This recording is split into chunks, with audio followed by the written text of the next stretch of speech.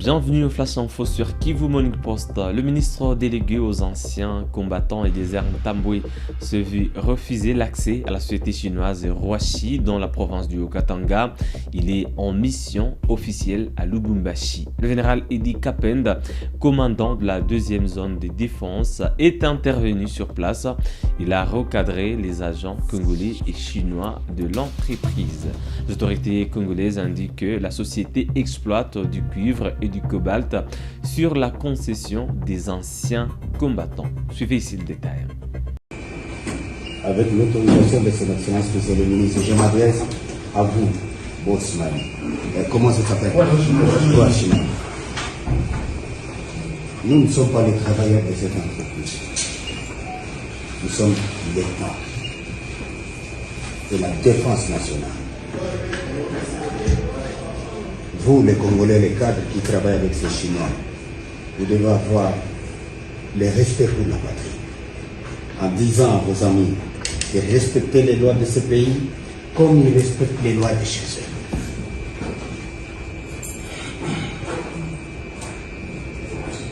Viens pour travailler, vous devez du respect à celui qui vient. Parce que si vous ne le faites pas, après qu'il sera parti, je vais faire. Je vais voir qui. Chinois ou Congolais. On vient travailler. L'autorité arrive, vous refusez qu'il entre, parce qu'ils ne sont pas informés. Et quand il y a la guerre, ce sont vos femmes, vos enfants qui viendront vous avertir, n'est-ce pas? Quand on vous pille tout le temps, vous criez, et vous ne pouvez pas avoir le respect pour les gens qui souffrent pour vous et qui défendent vos capitaux et vos intérêts. Un ministre chinois, il peut aller dans une province chinoise et qu'on ne dise pas à un industriel, tu n'entres pas parce que tu ne m'as pas prévenu.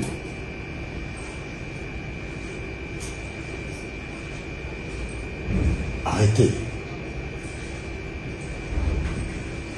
Quand vous resterez, parlez sincèrement à vos hommes, dites-leur il y a des lois. Il y a des égards à l'autorité nationale d'un pays. Et surtout que la défense est en période de guerre.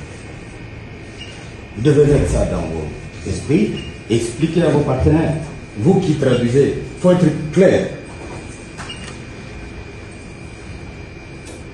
Sans cela, nous allons faire même ici. Et quand on le fait, vous ne saurez pas. Même si vous avez des capitaux quelque part.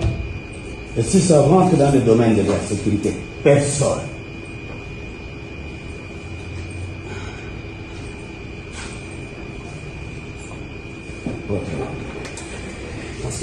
Nous restons dans la région du Grand Katanga. Le centre d'expertise, d'évaluation et de certification des substances minérales a ouvert un atelier d'échange sur les substances minérales à Kolwezi. Le ministère national de Mines patronne l'activité. Le vice-gouverneur du Lualaba représente l'autorité provinciale. Il salue la tenue de ces assises dans la province. Il souligne leur importance pour la gouvernance et la valorisation du secteur minier. Reportage.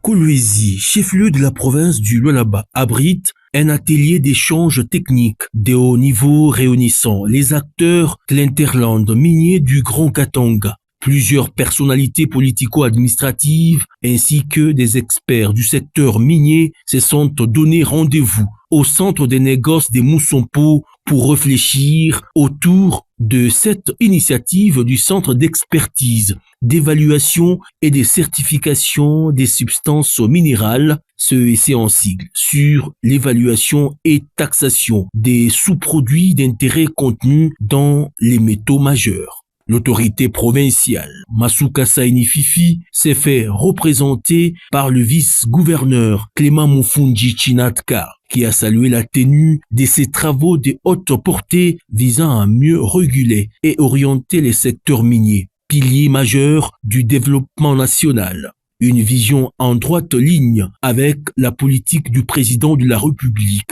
Félix-Antoine Tshisekedi Tshilombo, qui a placé les mines au centre de sa gouvernance. Les échanges qui s'ouvrent aujourd'hui revêtent une importance capitale. Ils visent l'examen technique des données analytiques relatives aux produits miniers marchands en vue d'une meilleure prise en compte et d'une taxation adéquate des sous-produits d'intérêt contenus dans les matrices exportées. Il s'agit d'un enjeu stratégique majeur pour la maximisation des recettes publiques, la défense des intérêts de l'État et de la province, ainsi que pour l'instauration d'une chaîne d'approvisionnement responsable et crédible à l'échelle internationale. Le ministre national des Mines, Louis Watoum Kabamba, est représenté à ses assises par son directeur de cabinet adjoint, qui a ainsi procédé au lancement officiel des travaux. Ces échanges traduisent la volonté des autorités publiques de consolider un cadre clair, juste et harmonisé pour la transparence technique, soutient la confiance institutionnelle et le développement responsable du secteur.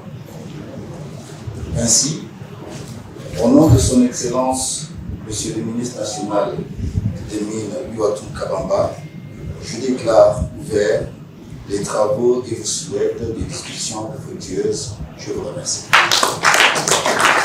Et dans la province du Nord Kivu, des détonations d'armes lourdes et légères ont été entendues dans le quartier Violet, dans la commune de Moussoussa, au sud de la ville de Butembo, le 18 février. La population vit la panique jusqu'à ce jeudi, alors qu'aucune communication officielle n'a encore été faite. La zone est connue comme un bastion du groupe Wazalendo, réputé opposé à la synergie dite loyale au gouvernement. Et dans la ville de Goma, chef-lieu de la province du Nord Kivu, le Comité international de la Croix-Rouge CICR a organisé un atelier sur le droit international humanitaire le 18 février 2026 au musée de Imbiagoma. L'atelier cible les membres du cabinet du gouverneur et les responsables des entités administratives libérées par l'AF123. Reportage. Le droit international humanitaire a été au centre d'un atelier de formation ce mercredi 18 février 2026 au musée de Himbi à l'intention des membres du cabinet du gouverneur de province et les responsables des entités administratives libérées par l'AF123. Cet atelier de formation organisé par le Comité international de la Croix-Rouge CICR en présence de deux vice-gouverneurs, Willy Manzingarambe et Shadrach Amani Bahati, a été l'occasion pour la conseillère juridique du CICR, Madame Sarah Ménard, à sensibiliser les participants au respect strict du DIH. Chaque partie au conflit doit connaître ses obligations sous le DIH. Et donc aujourd'hui, on est venu ici pour expliquer un peu plus qu'est-ce que fait le DIH, quelles sont les obligations, quelles sont les responsabilités, pour que tout le monde puisse être au même niveau d'information sur ses tâches, ses responsabilités, etc. Les bénéficiaires de la formation sont les membres du gouvernorat. On a aussi les administrateurs de territoire qui sont venus ici. Et les thèmes qu'on couvre, ce sont les thèmes classiques du DIH, donc la protection des populations civiles, la protection des malades et des blessés, la protection des personnes détenues, la conduite des hostilités. Donc c'est tous les thèmes, et il y en a d'autres aussi, c'est tous les thèmes qu'on aborde aujourd'hui, ce matin dans la formation. Il y a beaucoup de choses qu'on peut faire pour respecter le DIH, beaucoup de mesures qui peuvent être prises, tant pour l'administration militaire que l'administration civile, et l'importance de faire le maximum pour protéger la vie des populations civiles. Les participants qui ont pris part à cet atelier de formation ont exprimé leur satisfaction par rapport aux thématiques choisies par le CICR qui permet d'établir les responsabilités des autorités, tant civiles que militaires, pendant les conflits. Le droit international humanitaire, fondamentalement, s'occupe des règles à appliquer pendant les guerres et l'attitude à prendre la protection de civils, et des détenus et des combattants. Et cela est assorti de la Convention de Genève de 1949, où il y a plusieurs conventions et protocoles additionnels qui parlent des attitudes à prendre pendant la guerre.